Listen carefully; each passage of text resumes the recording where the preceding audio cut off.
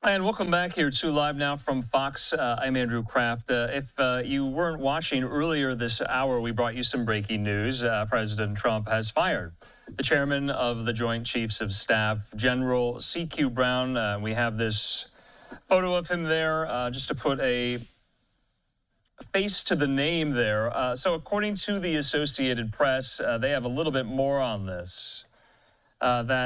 And they describe as a sidelining of a history-making fighter pilot and respected officer as part of a campaign to rid the military of leaders who support diversity and equity in the ranks. Now, the ouster of Brown, only the second black general to serve as chairman, is sure to send shockwaves through the Pentagon. Of course, the first black general to serve in this role was Colin Powell, of course.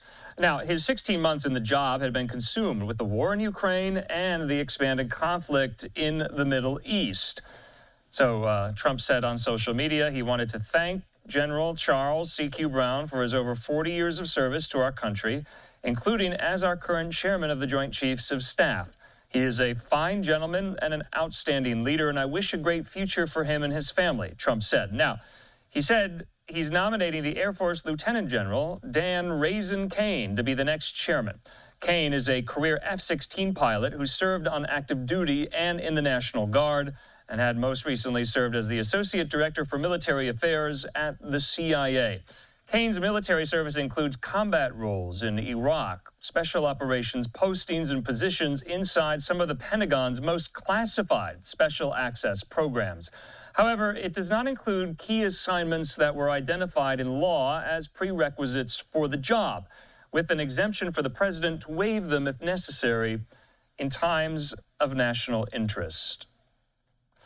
So Defense Secretary Pete Hegseth, in a statement praising both Kane and Brown, also announced the firings of two additional senior officers, the Chief of Naval Operations, Admiral Lisa Franchetti, and the Vice Chief of Staff of the Air Force, General Jim Slife.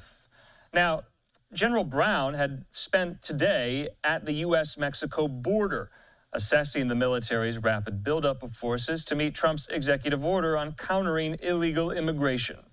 Trump acted despite support for Brown among key members of Congress and a seemingly friendly meeting with him in mid-December when the two were seated next to each other for a time at the Army-Navy football game.